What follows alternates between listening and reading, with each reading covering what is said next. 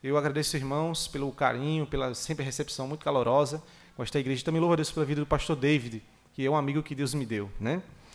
Então, eu queria compartilhar um texto das Sagradas Escrituras, lá em Hebreus, capítulo de número 11, versículo de número 5. Como o pastor David bem falou, pela graça de Cristo, eu pastorei a Igreja Evangélica Congregacional de Morada Nova, lá no bairro João Paulo II. Hebreus, capítulo 11, verso de número 5. Peço que você abra sua Bíblia, meus irmãos, mas também seu coração, no sentido de uma boa recepção para a palavra, meditar, não somente ler, mas estar aberto, irmãos, para o que Deus vai falar nessa noite, amém? Todos se encontraram? Diz assim as Sagradas Escrituras: pela fé, Enoque foi trasladado para não ver a morte. Não foi achado, porque Deus o trasladara, pois antes da sua trasladação obteve testemunho de ter agradado a Deus. De fato, sem fé é impossível agradar a Deus, porquanto é necessário que aquele que se aproxima de Deus creia que Ele existe e que se torna galardoador dos que o buscam. Vamos orar por essa palavra, amém? Santo Deus e eterno Pai, aqui estamos reunidos, Senhor, no dia do Senhor, para Te louvar, Senhor, para ouvir a Tua voz. Nós pedimos, Senhor, que o Senhor possa tratar conosco pela Sua palavra. Eu falarei aos ouvidos desses irmãos, ó Deus, mas o Senhor fala ao seu coração e sua alma, o mais profundo do seu íntimo. Obrigado, Deus, por esta noite, por este privilégio, em nome de Jesus. Amém e amém. Bom, meus irmãos, quando o pastor David me chamou para pregar, a gente está de férias da igreja, né, pastoral, e esse sermão que eu vou pregar, eu preguei na nossa igreja no dia de Ano Novo, né, porque a gente está chegamos um ano novo, estamos no final de janeiro, e existem muitas coisas místicas para a gente, que diz assim, Ano Novo, vida... Mas, irmãos, muda alguma coisa depois da meia-noite do calendário? Obviamente que não. São mitos, irmãos, travestidos de verdade, de consolo, de esperança, mas tudo se termina em desilusão e desespero. Por exemplo, irmãos, quem nunca escutou isso, né? Se você vestir a cor da roupa tal, vai atrair coisas boas ou tais coisas para você. Isso é mito, irmãos, isso não condiz com a palavra de Deus. Vou dar 7 pulos, né, nas ondas, né, na praia. Sei lá, algumas comidas, lentilhas, atrai dinheiro, ou coisa do tipo. Mas a Bíblia nos ensina que nós devemos confiar a nossa vida, os nossos intentos e tudo o que somos nas mãos do Senhor do tempo, do Senhor da história, que é o Senhor Deus. E digo isso, irmãos, porque no contexto dessa palavra, na carta aos Hebreus, é escrito a crentes que estavam perdendo a sua esperança, estavam perdendo sua razão de crer que amanhã as coisas iriam melhorar. E daí então, chega no capítulo... Você vai ver nos capítulos iniciais o povo se voltando para superstições, falsa piedade, o que era transvestido de verdade. Uns começaram, não, vamos se voltar para Moisés, porque Moisés é um grande profeta, mas Cristo é maior do que Moisés. Você vai ver no início, não, vamos se voltar para os anjos, porque anjos são seres extraordinários. Mas, irmãos, Hebreus no capítulo 1 vai dizer, qual dentre os anjos disse, tu és o meu filho, hoje eu te gerei, e importa que todos os anjos o adorem. Anjos são seres extraordinários. Só um anjo derrotou 185 mil, que se atreveu a afrontar o povo de Deus. Mas um só anjo derrotou 185 mil, esse anjo também adora a Cristo Jesus. Ele é muito maior. Vamos se voltar para o judaísmo. O judaísmo tinha todos os seus ritos, talvez a gente seguindo todos os ritos, toda a nossa religiosidade, a gente se aproxime com Deus, mas nós temos um grande sumo sacerdote, acima de qualquer homem, que nos fez um novo e vivo caminho pelo véu de sua carne, onde podemos se aproximar confiadamente ao trono da graça, meus irmãos. E chegando no capítulo 11, nós temos o tão conhecido quadro dos heróis da fé.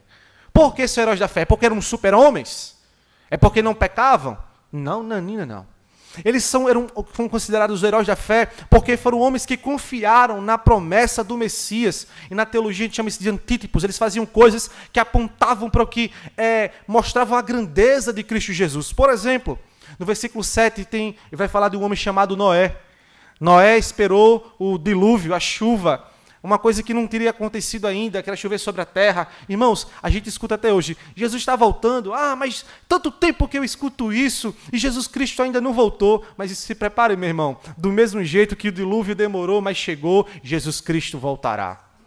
Irmãos, temos no verso 23 um chamado Moisés, com tantas desculpas para Deus dentro do Monte Sinai, não sei falar, olha, não dá certo, mas é você que vai libertar o meu povo, Moisés, porque eu escutei o clamor do meu povo. E assim como Moisés libertou o povo do Egito para uma terra que mana leite e mel, nós seremos, irmãos, levados dessa terra tenebrosa para as mansões celestes e poderemos o ver: vinde bendito do meu Pai, entrai para o meu reino que está preparado antes da fundação do mundo. Mas talvez você diga assim: tá, pastor, peraí, mas Noé foi Noé, não é verdade? Moisés, quem sou eu perto de Moisés? Mas se você ler no verso 31, irmãos, no Colégio dos Heróis da Fé, não só tem homens proeminentes, homens de garra e homens de fé, tem uma mulher meretriz chamada Raabe. Raabe era uma meretriz que morava em Jericó, irmãos, e quando Deus chega naquele lugar, ela crê que Deus é o poderoso, que arrancaria os ímpios daquele lugar e daria a terra por possessão ao povo, e ela crê na mensagem, e Raabe desce por uma corda vermelha. Muitos teólogos vão dizer que ele simbolizava o sangue de Cristo, apontava para algo maior. Ela creu na mensagem. Se você está aqui nessa noite, talvez não tenha uma aliança com Cristo, não confessou o seu Salvador, ou você está aqui fraco na fé, se você crê, irmãos, que o sangue de Cristo te purifica de todo o pecado, se você crê, meu irmão, que Cristo é poderoso para te levar mais perto de Deus, sabe que nessa noite, mais uma vez você vai ser resgatado da desilusão do pecado, das mentiras desse mundo, da falsa piedade. Sabe por quê? Porque nós podemos confiar nossa vida no Deus dos heróis da fé. E a mensagem que eu quero trazer no sermão nessa noite é: tendo tudo em Deus. O que precisamos, de fato, é se voltar para Deus, para termos um ano 2025, 2026, uma vida melhor. Porque agora nós vamos falar de outro herói da fé chamado Enoque. E Enoque, irmãos, o que o texto vai dizer é que Enoque, lá em Gênesis capítulo 5, verso 24, que Enoque já não era. Ele já não era, e Deus o tomou para si. De forma semelhante, lá em Atos 1:9, tem um Cristo que é o nosso Salvador, irmãos. Diz que quando ele ressuscitou, ele subiu aos céus, irmãos. Porque Cristo, ele é santo, santo, santo. Ele não tem lugar que abrigue ele neste mundo, irmãos. Ele veio cumprir o propósito, mas subiu aos céus. Aí eu lhe faço uma pergunta: sendo o que Deus quiser, você quer ser o que Deus quer que você seja? Porque o mundo diz o quê, né? Seja você mesmo, não é isso? A Bíblia não diz isso. Siga seu coração. A Bíblia não diz isso. A Bíblia diz o seguinte: não seja você mesmo, seja o que Deus quer que você seja. Primeiro ponto, irmãos, para sermos o que Deus quer, para sermos melhores, cristãos mais piedosos, temos que ter uma fé verdadeira. Pastor, isso parece ser redundante. Vamos analisar o texto? Capítulo 5 diz assim: pela fé, Enoque foi o quê, irmãos? Trasladado para não ver a morte. Olhe para cá e preste atenção. Pela fé, a ideia de fé aqui é confiança. Não é só uma dependência, irmãos, é uma crença, é uma razão. É onde ele colocou a sua expectativa e todo o seu crédito, todas as suas fichas. Aonde? Na fé em Deus. E para você entender isso, como foi difícil ele colocar a sua fé? Noé viveu no que nós chamamos de uma era pré-diluviana, nos dias muito próximo aos dias de Noé. Se você vê o que foram os dias de Noé, lá em Mateus, no Sermão Escatológico de Cristo, Mateus 24, 37 e 38, vai dizer que nos dias de Noé, irmãos, as pessoas estavam numa situação que não se lembravam de Deus. Elas casavam-se e davam-se em casamento. A pergunta que fica é: casar é errado, irmãos? Alguém aqui não é casado? Alguém não é casado? Está esperando o Senhor? Vai chegar seu tempo, meu irmão. Espere com paciência no Senhor. Casar não tem nada de errado, mas o que o texto quer dizer é que eles seguiam seus negócios, seguiam seus prazeres, seguiam seus projetos, e Deus ficava em segundo, terceiro e último plano. Eles casavam-se e davam-se em casamento, em meio de uma geração que não queria saber de Deus, que Deus era uma coisa qualquer. Para Noé, o Senhor era muito precioso. Para você entender isso bem, lá no capítulo 6, no tempo pré-diluviano, capítulo 6, verso 1 e 4, vai dizer que, escute só, se multiplicou a quantidade de homens sobre a terra. Ou seja, irmãos, muito casamento, muito relacionamento, muita reprodução. Lá no capítulo 6 tem aquela discussão se é Nefilim, se é gigante, se é filho de Sem. A discussão não é essa. A discussão é que mesmo se for anjos caídos, mesmo se for homens fortes, as pessoas estavam se focando mais no poder desses homens, o que eles poderiam oferecer, e se esqueciam de Deus. Você quer ver um exemplo, irmãos? Como é que está o seu trabalho? Está bem? Mas ele é mais importante do que Deus? Os seus projetos são mais importantes do que o Senhor? Porque, vamos ser sinceros, né, irmãos? Olha, eu estou estudando, eu estou focado nos meus estudos. É pecado estudar, irmãos? Obviamente que não. Estude, se profissionalize, se prepare. Mas Deus é lembrado nos seus projetos de estudo? Pastor, olha, eu estou tentando casar, eu estou me preparando, eu estou dando o meu melhor. Muito bem. Pastor, eu quero comprar uma chácara, eu quero projetar muita coisa na minha vida. Tudo bem, mas não se esqueça do Deus que te criou, que te salvou e te sustenta.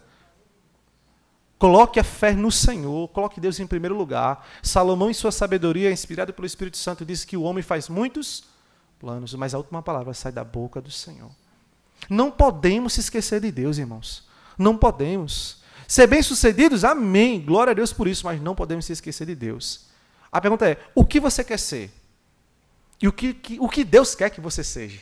Isso é muito importante a gente analisar. Porque nessa mesma época, irmãos, de tempo difícil, do povo se casando, dando-se em casamento, se esquecendo dos princípios do Evangelho, dos princípios eternos de Deus. Lá no capítulo 6 de Gênesis, verso 8, diz que teve em meio à multidão que seria destruída, ia ser destruído animais, homens, toda a criação, toda a planta. Teve um que achou graça diante de Deus. Foi quem? Noé. Noé achou graça diante de Deus. Há um teólogo chamado, eu gosto muito, Stuart Olliott, que ele fala uma coisa muito interessante. O que foi, irmãos, que Noé, dizer que Noé já não era? Por que Noé achou graça diante de Deus? É porque, diferente dos outros, irmãos, Noé achou contentamento, alegria e fez tudo o que Deus quis que ele fizesse. Você quer ver um exemplo? Chega um filho, você tem 2 filhos, um exemplo. Chega para um filho, filho, vá ali lavar o prato que você comeu. De novo, mãe? Já lavei ontem, tenho que lavar de novo. Aí tem outro filho, filho, vá lavar o prato que você comeu. Já lavei, mãe. Por quê? Quer agradar a mãe, se importa com o que a mãe pensa. Essa é a pessoa de Noé. Esse é o exemplo bíblico dos heróis da fé, que é deixado para mim e para você, amém? Noé, e esse é o exemplo de fé verdadeira, irmãos, que quer agradar ao Senhor. Não importa a geração que a gente viva, não importa o que o mundo diga, não importa o que o diabo diga, não importa o que o nosso coração diga, as Sagradas Escrituras, a vontade do Senhor é mais importante. Amém? Pela fé, acompanhe comigo, ele foi o que, igreja? Trasladado para não ver a morte. A ideia de ser trasladado aqui é ser teleportado, mas é uma palavra muito difícil, teleportado. É ser transferido. Deixa eu contextualizar e trazer um exemplo bem prático para você. Digamos que você vai ao dentista, tem uma clínica que você gosta muito de odontologia, e nessa clínica há uma recepcionista que lhe atende muito bem, e dá bom dia para você, oferece aquele cafezinho, e você se agrada dessa pessoa. 2 meses depois você volta nessa clínica, e você procura esse funcionário, ele não está mais lá. Aí você pergunta, cadê o funcionário? Não, ele foi promovido, ele foi para outro setor, ele foi transferido, levado para outro setor, um setor muito melhor. Aí você diz assim, mas eu gosto muito dele, manda ele voltar para cá para me atender. Você acha que ele vai querer voltar? Obviamente que não. Porque a ideia de ser transferido, mas ser levado para outro lugar, e para onde Enoque foi muito melhor. Um exemplo prático disso, irmãos, um parênteses nessa mensagem, lá em Bananeiras, na igreja congregacional de lá, eu e a minha esposa pegamos um aconselhamento muito difícil, que foi sobre um luto de uma mulher. A gente estuda um pouco sobre aconselhamento, irmãos, bíblico. O luto é uma das coisas mais difíceis de ser aconselhado. Porque o luto, ele é como uma panela de pressão, né, irmãos? A gente não pode abrir de uma vez. Vai tirando aos poucos com o remédio que é a palavra de Deus. E tinha uma irmã que ela perdeu o seu marido na época do Covid. E a última vez que ela teve contato, irmãos, com o seu marido, foi através de uma webcam, que ele nem conseguia falar.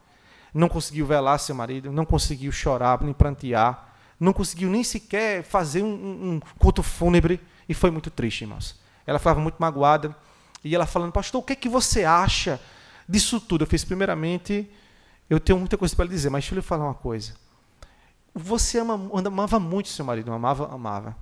Você queria o melhor dele, não queria. Não é possível, minha irmã.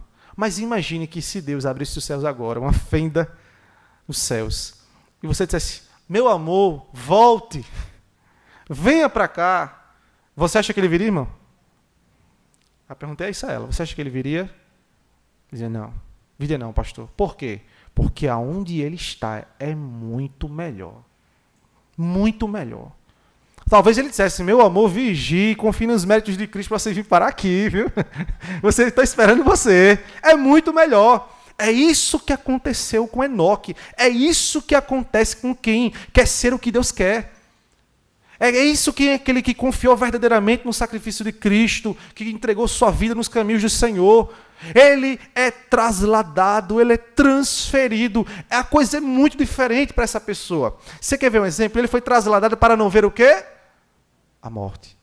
Você vai no capítulo 5 de Gênesis, irmãos, como é bom servir a Deus, como é bom ser servo de Cristo. Como é bom entregar todos os nossos intentos ao Senhor. Porque diante daquela geração, talvez Enoque para eles fosse um tolo. Não seja besta, não pega a sua juventude, Enoque. Enoque, vai casar, vai curtir tua juventude, Enoque. Mas diante da genealogia, em Gênesis 5, diz que Jared, o pai de Enoque, ele morreu. Jared, quem não queria ter um filho como Enoque, não é verdade? Depois veio um filho de Enoque, chamado Matusalém. É aquele mesmo que você faz aquela piadinha, né? Já é velho, ei, Matusalém. Ele viveu 969 anos, foi a pessoa que mais viveu na história da Bíblia. Quem não queria ter um pai como Enoque, meus irmãos? Então, obviamente, se Enoque foi abençoado, sua descendência também foi, segundo a promessa dos patriarcas. Mas, irmãos, Matusalém também morreu. O texto é claro em dizer isso. Enfatiza muito isso. Depois veio um neto chamado Lameque. Lameque, ele com certeza era muito abençoado, porque Matusalém, seu pai, viveu muito. Se viveu muito, muitas posses, muita produção, muitas bênçãos deixou em geração de família. Mas Lameque também morreu. Temos também Noé. Noé, meus irmãos, não tem nem o que dizer dele, achou graça diante do Senhor. Um grande homem, viveu 950 anos, mas Noé também morreu. Enoque, com 350 anos, na flor da juventude de sua época, irmãos, foi levado para o Senhor. Talvez Enoque pudesse, se fosse contextualizar, estaria curtindo as praias de João Pessoa.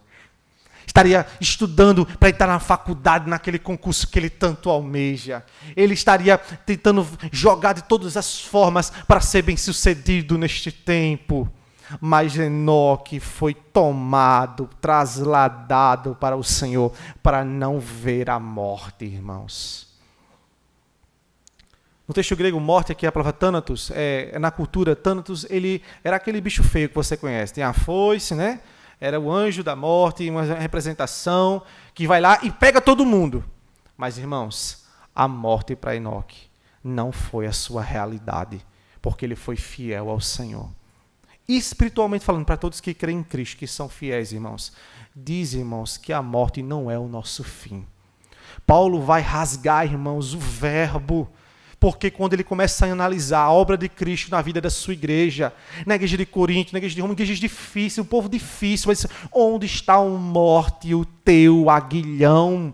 Dragada foi a morte pela vitória, meus irmãos. Aguilhão era um tipo de lança que colocava uma pessoa na parede. Nada pode parar aquele que é fiel ao Senhor. Tudo que colocamos em diante de Cristo, irmãos, prospera, porque Deus cuida dos seus, irmãos. Assim foi com Enoque, porque ele quis ser o que agradava ao Senhor. Então, irmãos, Enoque, pela fé, no versículo 5, ainda diz, foi trasladado para não ver a morte. Ele não foi achado, irmãos. A morte acha todo mundo, viu? Acha rico, acha pobre, acha bonito, que nem o pastor David, feio que nem eu. Acha todo mundo. Mas, irmãos, Enoque não foi achado. E é interessante, irmãos, para não ver a morte, não foi achado, porque Deus o trasladara. Porque antes da sua trasladação, ele obteve o que, igreja? Testemunho de haver agradado a Deus. Isso aqui é muito interessante, porque a palavra testemunho aqui, irmãos, são uma testificação. É uma prova do que aquilo se é de verdade.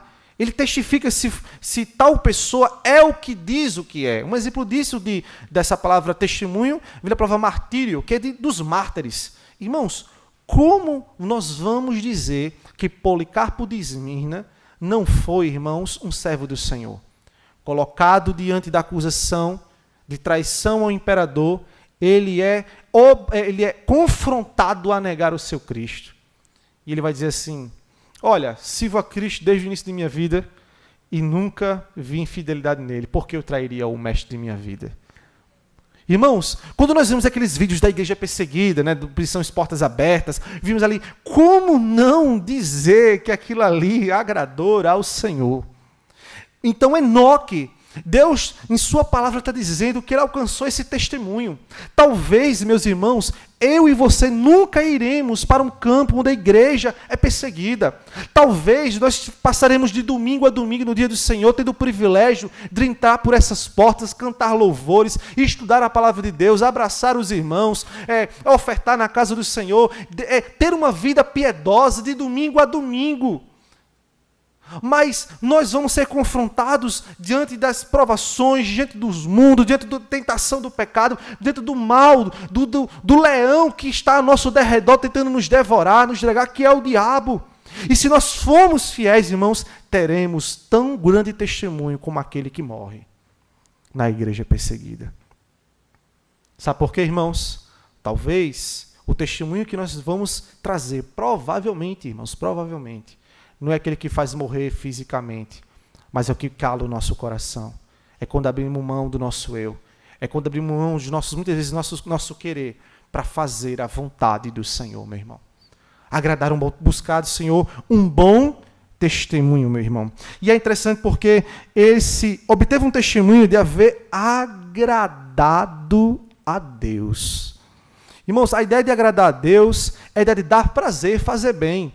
Agora, pausa, olhe para cá. Não é que Deus é carente ou precisa da nossa companhia, ou alguma coisa que a gente possa fazer pelo Senhor. Não é isso, irmãos. Na teologia, a gente chama isso de antropopatismo, que vem de antroposomem e patos, sentimento. Deus, por exemplo, quando fala de antropoformismo de forma, a Bíblia diz que Deus não é filho do homem, nem que minta, né? Mas nem que se arrependa. E a mão do Senhor não está estendida, não está encurvada, né, para poder abençoar. Deus tem mão? Obviamente que não. Isso é só uma comparação. Você vai ver lá em Efésios capítulo 4, verso 30, dizendo assim: não entristeçais o Espírito Santo. Você vai ver lá em Mateus 3,17 dizer: eis o meu filho amado em quem tenho prazer ou me comprazo. O que o texto está dizendo, não é, irmãos, é que Deus, ele olha do céu para a terra, contempla a mim e a você. E ele vê tudo o que nós fazemos, tudo o que somos. E o que nós estamos fazendo e o que somos tem agradado o Senhor, tem dado prazer ao nosso Deus, tem trazido alegria ao Senhor, porque Ele enviou o seu Filho para todo aquele que nele crê e não pereça, mas tenha a vida eterna. A vida que Deus nos deu, irmãos, através pela fé no seu Filho, não mais sobre a lei, não mais sobre a religiosidade, mas pela fé, pela graça, estabelecida no sangue derramado na cruz do Calvário. Quando Deus olha para mim, quando Ele olha para você, quando Ele nos vê no nosso trabalho, na nossa escola, na nossa família, diante daqueles parentes que são os ímpios, aqueles amigos, aspas, que falam coisas que não agradam a Deus, o que é que Deus acha de nós? Temos que ser o que Deus quer que nós sejamos, meus irmãos. E temos que ser homens e mulheres que agradam ao Senhor. O apóstolo Paulo, ele foi acusado muitas das vezes de ser o homem que estava buscando o seu próprio interesse.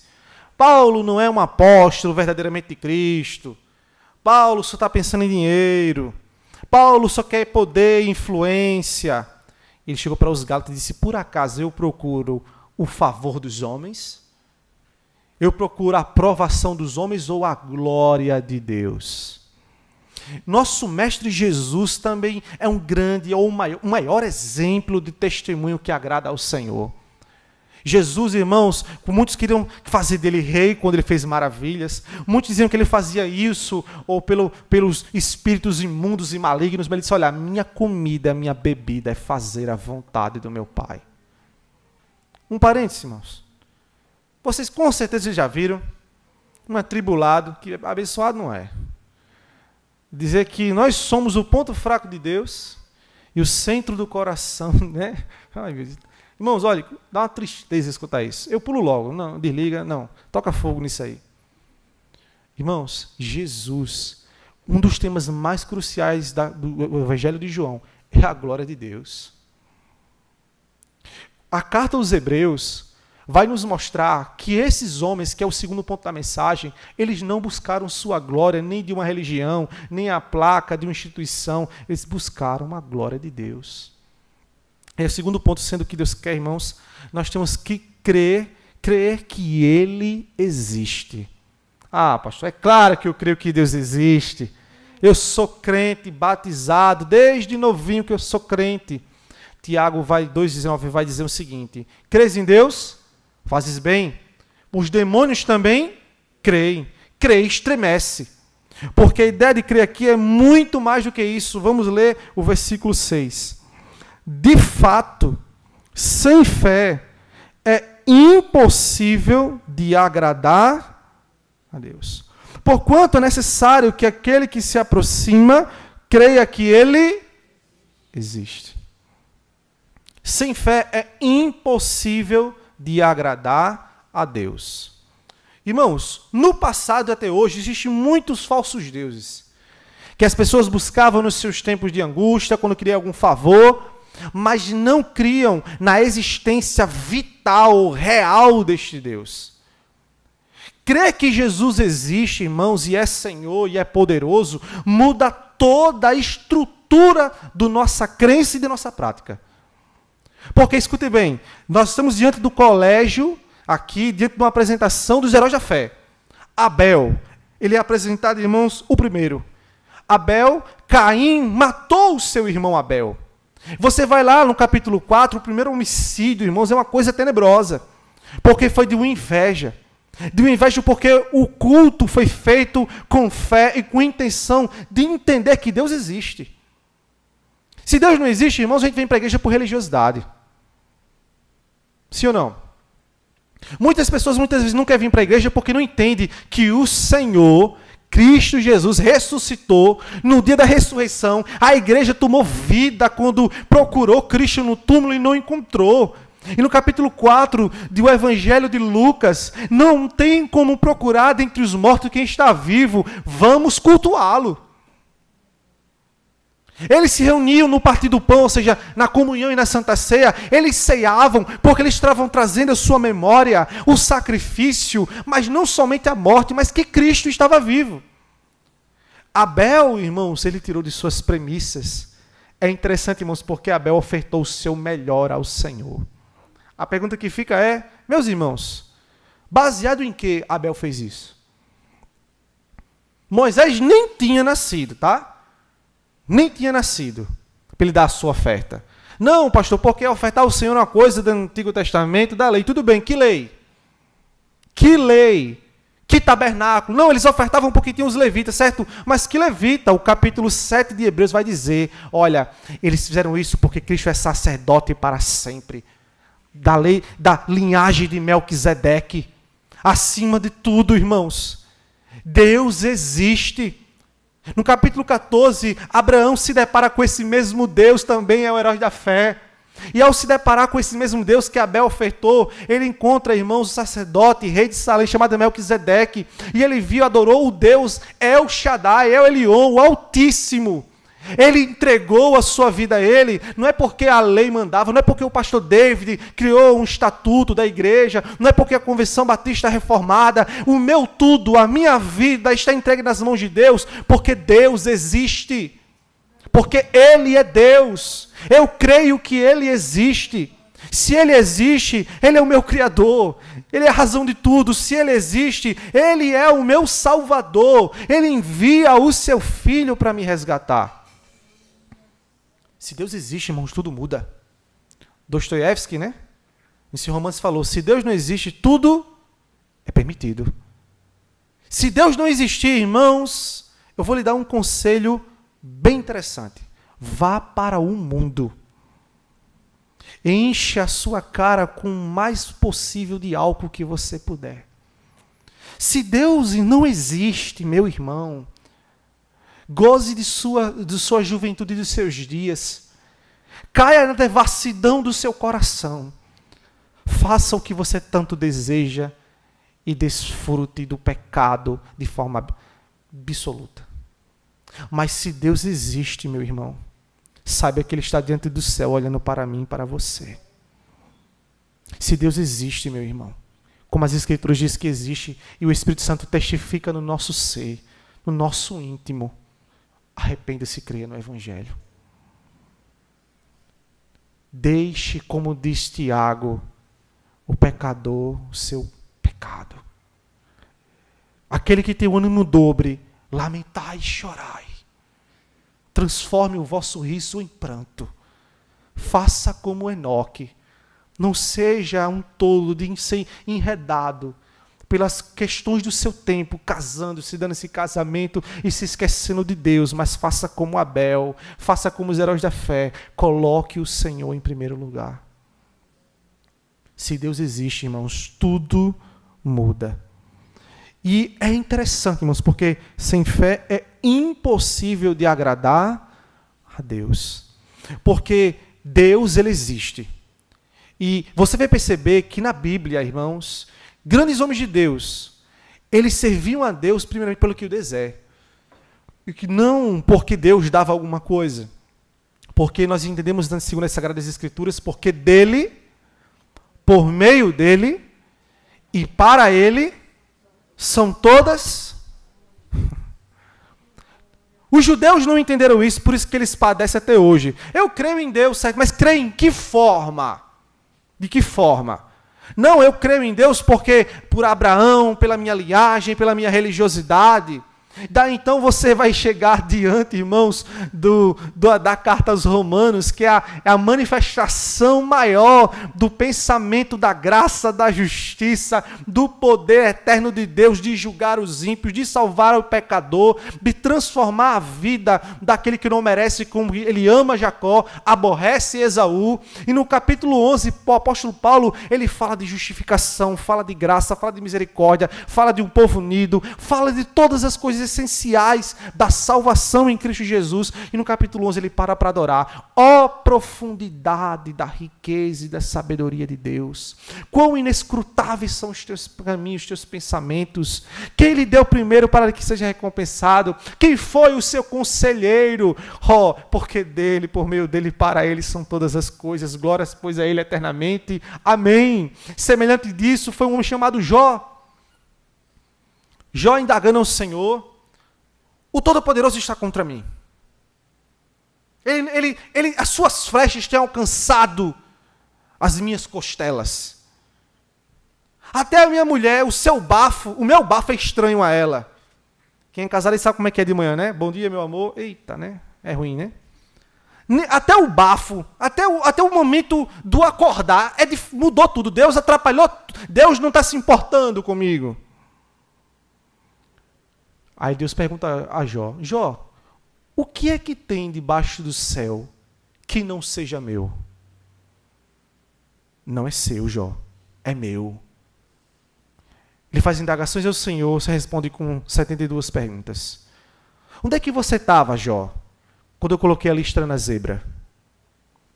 Onde é que você estava, Jó, quando eu botei os limites da terra? Separei a massa gasosa, a massa líquida. Onde é que você estava quando eu alimentei a leoa? Quando eu segurei o carneiro em sua fúria? Para você entender isso, vá lá no zoológico, entre na jaula e dê um pedaço de carne ao leão. Eu fiz tudo isso, sou eu que faço tudo isso, Jó. Aí Jó disse, Senhor, eu ponho a mão em minha boca, usei falar, mas não falarei mais. Fique quieto, eu vou continuar falando. E no capítulo 42 ele diz, Senhor, bem sei que tudo podes, e nenhum dos teus planos podem ser frustrados.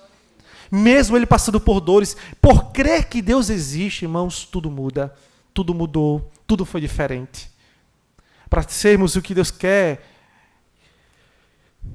para sermos o que Deus quer que nós sejamos, irmãos, temos que ter uma fé verdadeira, temos que crer que Ele existe como a Bíblia demonstra que Ele é.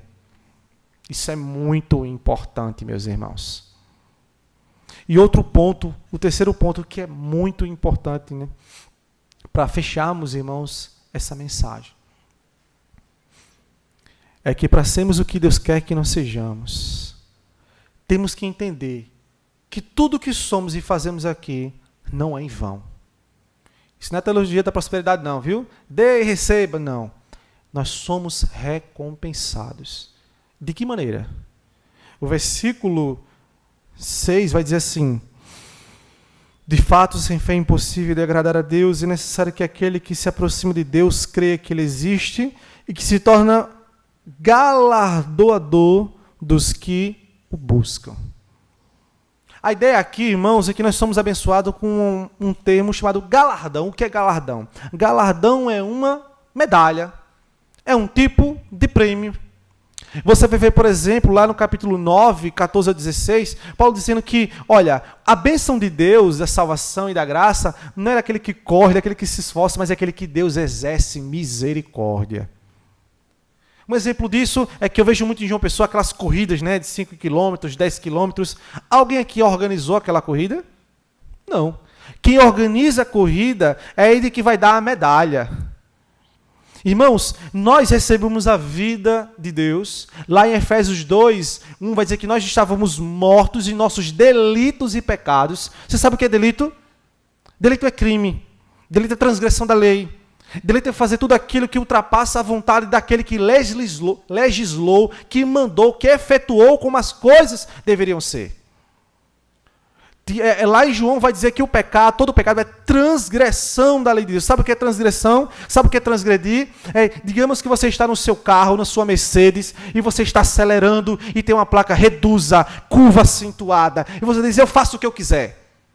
Eu sigo como eu quiser. E você acelera, acelera, acelera, e você passa, transgride, passa além, e você cai lá embaixo.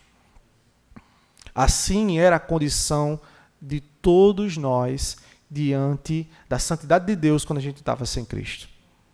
Nós estávamos mortos em nossos delitos, nossos crimes. Eu nunca vi criminoso correr para a justiça, ele foge. E mortos nos nossos pecados. O morto não precisa explicar, né, irmãos? O morto, infelizmente, só resta luto, choro e tristeza. Não há virtude. Isaías falou que para os mortos eles não se lembram, eles não sabem de nada do que existe. Absolutamente nada. Mas o Senhor Jesus me deu vida e te deu vida, meu irmão. Vida espiritual. O Senhor Jesus nos ressuscitou. Ele disse que nós somos feitos de espírito vivificante. Sabe o que é um espírito vivificante? É verdadeiramente vivo. Um homem sem Deus, ele não tem vida, ele é um zumbi espiritualmente falando. Ele sabe aquelas séries, aqueles apocalipses que você vê em TV? É basicamente aquilo. Ele está de pé, mas a sua alma está morta. Então, irmãos, nós cremos que Deus existe e agora Ele nos dá vida, Ele nos ressuscita, Ele nos dá de sua graça e agora vai nos recompensar. Eu acho isso lindo, irmãos, porque essa vida, ela é feita de muitos obstáculos. O desespero dos discípulos de Cristo, no capítulo 14, que é a despedida na última Páscoa, é uma coisa muito interessante. Senhor, para onde o Senhor irá? Não se turbe o vosso coração. Crede em Deus, crede também em mim. Na casa do meu pai há muitas moradas. Se não fosse assim, eu não teria dito que iria preparar lugar para vocês. E para onde eu vou, eu voltarei e vos levarei para mim mesmo. Mas para onde tu irás, Senhor? Disse Tomé. Tomé, olha, eu sou o caminho, a verdade e a vida. Tudo bem, eu sei que a estrada da vida é complicada, mas a partir do verso 16, ele vai dizer que vai enviar outro consolador, ajudador, encorajador, aquele que vai dar força no dia da calamidade, no dia da tristeza, que você pensar em desistir. E no verso 26 vai dizer que o Espírito, esse Espírito da verdade que o mundo não pode receber, vai te ensinar a verdade das Escrituras e vai te fazer lembrar tudo que Cristo falou. Perceba, meu irmão, que a caminhada ela é difícil, mas eu creio que Deus existe, Deus está comigo, eu não estou só, caminharei passos de fé até o fim de minha vida, o Senhor vai nos galardoar. E galardão, irmãos, é um prêmio, e todo prêmio vale a pena a nossa caminhada. Um parêntese, quando eu estava em Bananeiras, houve uma corrida de 5 quilômetros, na corrida na Serra Noturna.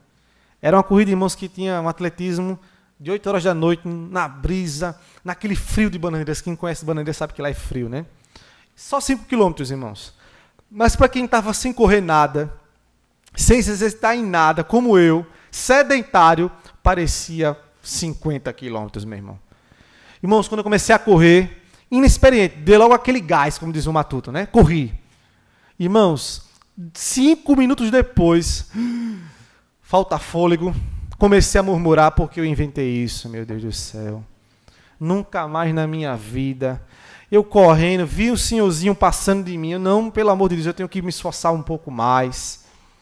Daí então, meu irmão, que tristeza. Eu perguntei, está perto de acabar? Só foi 1 quilômetro. Meu Deus do céu. Teve hora que eu parei e fui andando um pouco, né? Tentando, irmãos, tomar um vigor para continuar a caminhada. Mas, meu irmão, quando eu cheguei lá no final, eu recebi uma medalha. Aí eu olhei assim, eu falei, meu Deus, deu uma alegria, sabe? Chegou até o final, não parei no caminho, não é isso? Ainda tomei água de coco, peteca, que é aquela banana caramelada com canela, muitas frutas, né, pelo prêmio do que eu ganhei.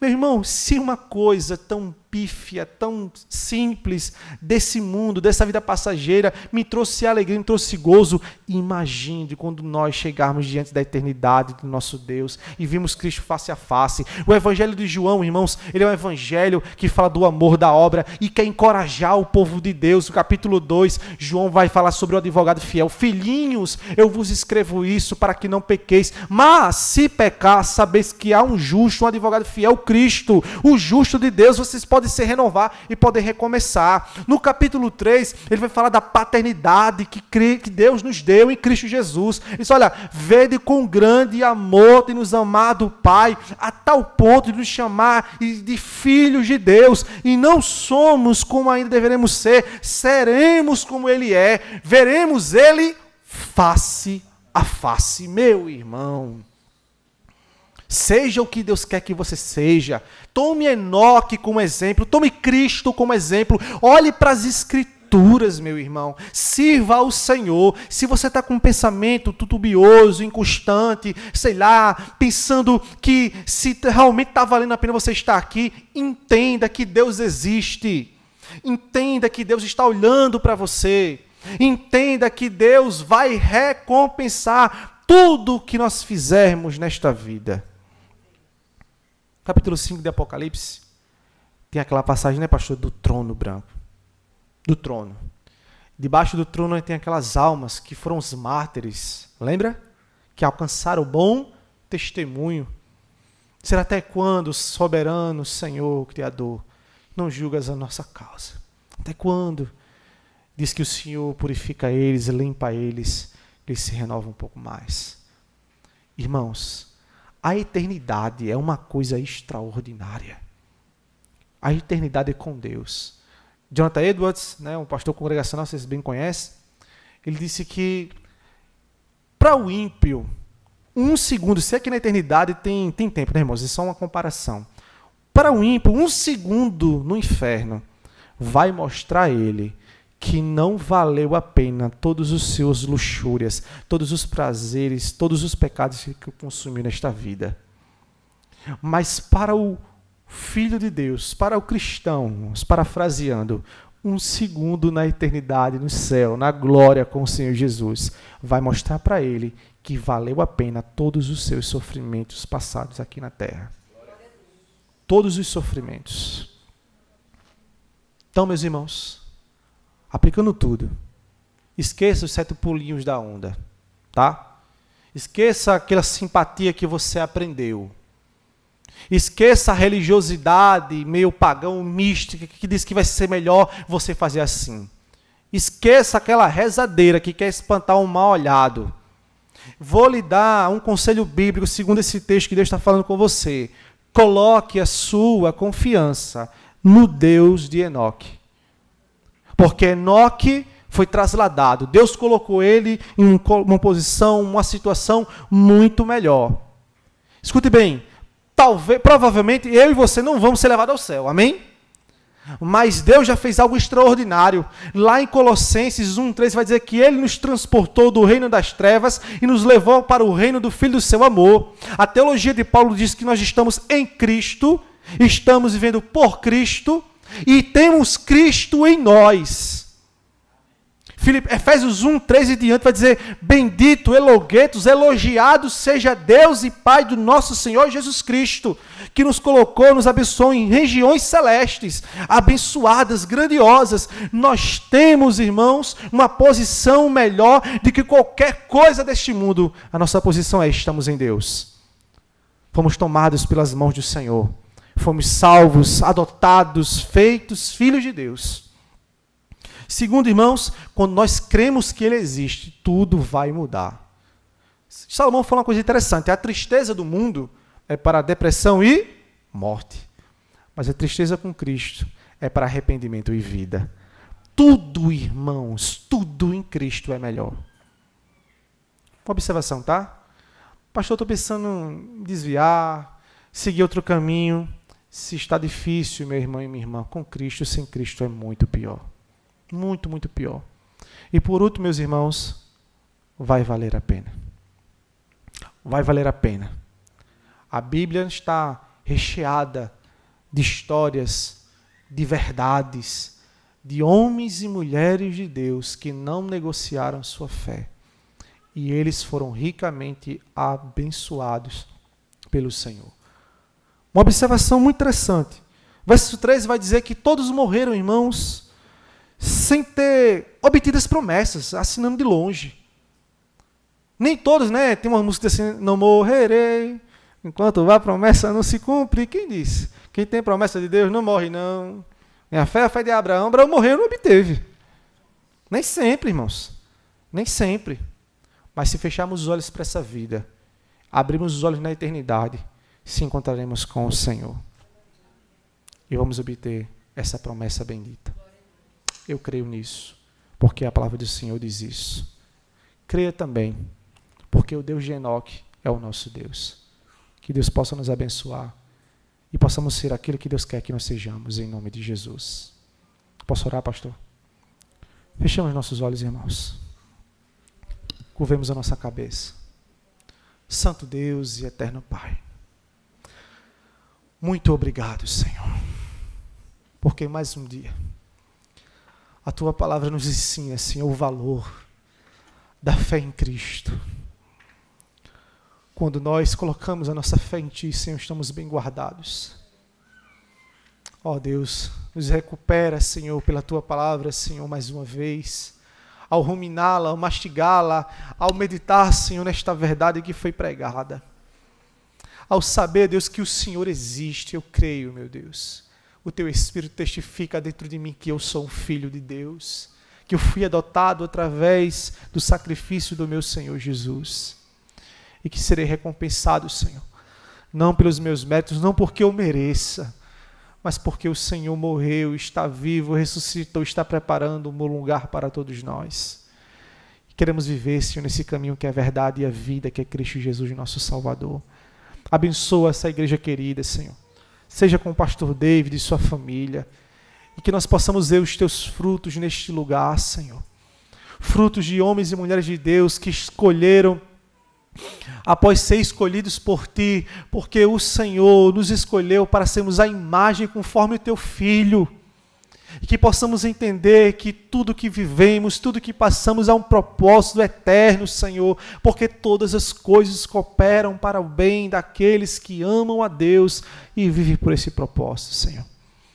Abençoa esta igreja, Senhor. Em nome de Cristo Jesus, nosso Salvador, nós oramos. Amém, amém e amém. Que Deus abençoe os irmãos em nome de Jesus.